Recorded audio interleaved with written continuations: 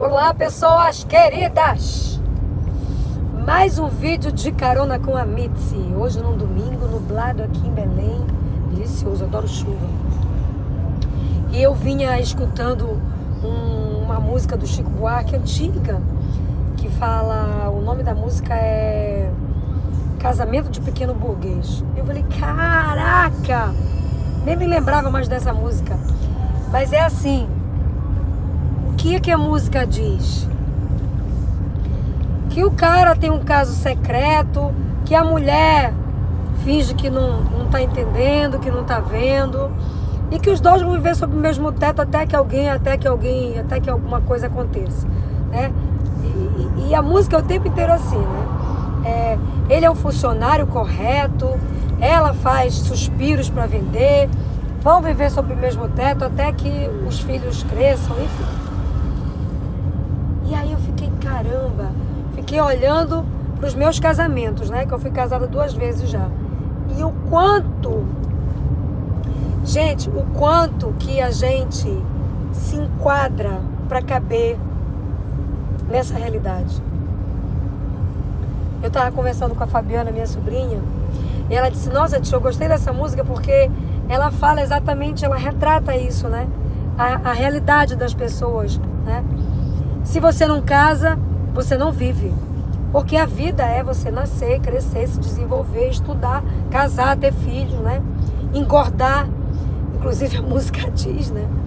Que ele tem um antigo projeto e ela faz estrias de monte, ela fica cheia de estrias. Então, casamento é isso, né? As pessoas decretaram que o casamento é isso. Que você casa e você fica cheia de estria. Que você casa e você tem que aturar o cara rotando, peidando, cagando, sei lá o quê, né? Que você casa e você tem que aturar, enfim, que isso é verdadeiro. E aí eu falei, caramba, quanto que eu vivi isso, né, nos meus casamentos, né? Engordei 10 quilos em cada casamento.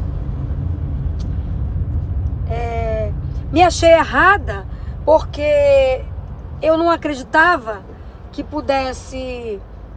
eu tivesse que sofrer. Eu nem era do Axis nessa época. Nessas épocas, né?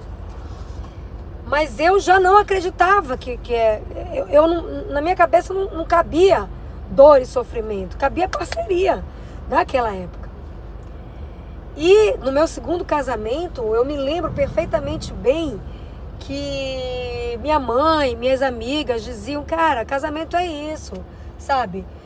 Tu tem que engolir sapo mesmo, porque as pessoas são diferentes, né? Tu casou, tu tens nasceste numa família, ele noutra.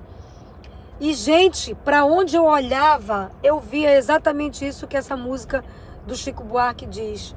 Casamento de pequeno burguês, que não é de pequeno burguês, é casamento institucionalizado por essa realidade, né?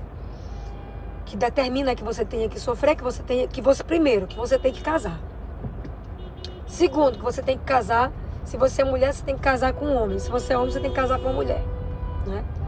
Hoje em dia já não tem mais isso, mas pelo menos as pessoas... Mas ainda tem a história da institucionalização do casamento. E aí você entra naquele espaço de que você tem que ter filho. E que o filho tem que ser parido. Porra, aí tu não pare, não tem como ter filho parido. Tu não consegue parir, não, mas tu tem que ter filho. Então tu adota, né? E se for um casamento hétero, mesmo assim tu adota. Mas se for gay, também tu adota. Ou então tu vai para uma como é que chama, meu Deus? Essas clínicas de óvulo, né? Para implantar o óvulo no outro. E contrata uma barriga de aluguel. Olha só o quanto que você faz para dar suporte a essa realidade. Porque essa realidade determina que tu tem que casar e tem que ter filho. Que tu não pode ter um filho peludo como esse aí, ó. Né, Brad? Né, meu filho? Olha aí, que coisa linda. Meu filho. Minha mãe. Mãe, eu sou teu filho sim, mãe. 12 anos. Sabe? Que lugar é esse, né? Em que você decreta a falência da sua vida em função de todo um arcabouço declarado, determinado, decidido, definido por essa realidade. Gente, tudo que isso é e representa, bora eliminar isso tudo? Pode POC nessa porra toda, sabe? Porque é isso que faz com que você se torne o não ser que você é. É isso que faz você não ser você. Você nunca é você. Você é o fruto de tudo aquilo que essa realidade decreta que seja. Sabe? Então eu, por exemplo, me achava errada pra caramba. Porque eu sempre queria, sabe, uma coisa diferente. Porque eu sempre queria... Eu queria um casamento que eu pudesse viajar no final de semana. Sabe? Que eu pudesse ir para um motel. Sabe? Fazer uma coisa diferente. Cara, eu sempre saí da realidade previsível, que é a rotina do dia a dia, mesmo eu não tendo access. E exatamente por eu sair dessa rotina, dessa realidade previsível, é que os meus casamentos deram no que deram. E não foi nada de errado. E não é que não tenha dado certo, porque não existe o certo ou errado, gente. Existe escolha. Na época eu escolhi me casar com todos os pontos de vista dessa realidade. O meu primeiro casamento eu estava com 29 anos. Os meus pais diziam, só falta você casar. Os outros irmãos já estavam casados, né? Só falta você casar. E eu namorava pra caramba. E meu pai dizia assim, não traga mais namorado aqui em casa. A não ser que seja pra casar. Porque toda semana tinha um namorado novo. Como pode ser mais divertido isso? Caramba! Eu já era access, eu já era consciência pura. E não sabia, né? E vem toda essa realidade previsível, conclusiva, e tu tem que casar, tu tem que casar, tu tem que casar. E caramba, meu. E eu me lembro como se fosse hoje, que uma semana antes do meu primeiro casamento, eu pensava já em como é que eu ia fazer, caso não desse certo, pra eu me separar. E aí uma prima minha chegou comigo e falou assim, cara, tu tá pensando, tu tá vendo o que tu estás falando? Por que tu vai casar? Eu falei, porque tá tudo marcado, né? Já tá todo mundo sabendo. Vai ser o casamento do século, porque eu era a única prima que não tinha casado. Que todo mundo achava que eu não ia casar. Meu pai também achava que eu não ia casar. Então eu tinha que provar para as pessoas que não, eu vou casar. Ou seja, eu tinha que provar que eu era normal. Porque esquisito é não casar. Então eu tinha que provar para todo mundo que eu era normal. Casei. Um ano depois eu me separei a primeira vez. Voltei, por quê? Porque toda essa realidade previsível, conclusiva, veio em cima de mim. Era amigo, era parente, era aderente, sabe? Era igreja, era não sei mais o quê. Que minha filha, isso é normal, o casamento é isso. Você precisa, sabe, entender que não sei o quê, que não sei... Gente, eu não preciso entender porra nenhuma. Mas eu comprei o ponto de vista. Voltei. 2 anos depois me separei. Passei 12 anos divorciada. Feliz da vida toda serelepe. Aí veio toda essa realidade previsível e conclusiva, né? Meu pai morreu. E eu não tinha dado um neto pra ele. Meu Deus do céu, eu tenho que dar um neto pra minha mãe, pelo menos, né? Porque já que meu pai já foi, pelo menos pra minha mãe eu tenho que dar. Lá comecei a rastrear o macho alfa pra parir, porque eu não queria casar. Resultado, conheci o meu segundo marido, casei. Me juntei primeiro, né? E depois, durante 8 meses, a realidade previsível, conclusiva, família, amigos, parente, aderente, de novo. Mas olha, posso perder esse cara, olha, esse cara é maravilhoso, esse cara é da igreja, e não sei o que lá, e bababá, sabe? Bum, bum, bum, bum, bum, caramba! Lá a pessoa escolheu fazer aquilo que todo mundo queria que eu fizesse. Mas não era o que eu queria. Não era o que estava disponível no meu ser infinito. E eu não era access ainda. Mas aí eu casei. Não tô aqui analisando se deu certo, se não deu. Não tô, gente.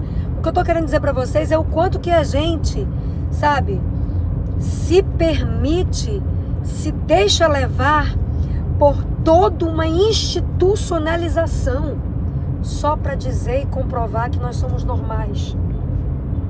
Porque não casar é esquisito.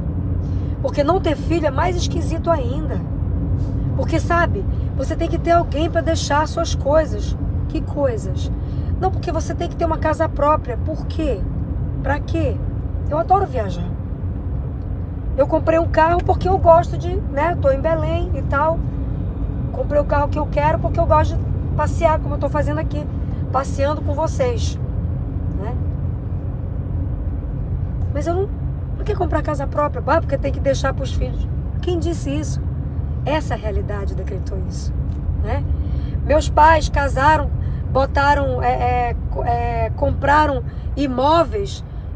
Nós estamos aí há 10 anos para resolver o problema dos imóveis. Depois que minha mãe morreu, porque eles não fizeram como é que chama, meu Deus? Um inventário. Não deixaram isso institucionalizado, né? E aí, depois que morre, né? Os filhos vão fazer o quê? Uns brigam pela posse dos imóveis. Outros brigam pela posse do poder de institucionalizar esse bendito inventário. Cara, sabe?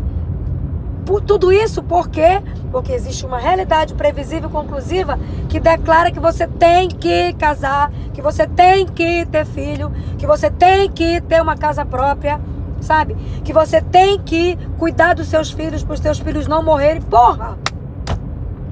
Mas se tu nasceu, cresceu, desenvolveu, trabalhou, sabe? Por que tu tem que fazer isso para dar para os filhos? Por que tu tem que parir? Para fazer jus ao que essa sociedade declara, determina. Nossa! Desculpe, mas energeticamente isso, sabe?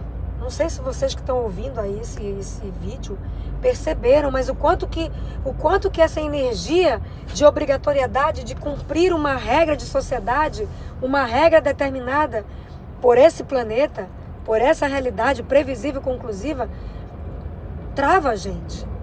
Então, como seria se você criasse a sua realidade?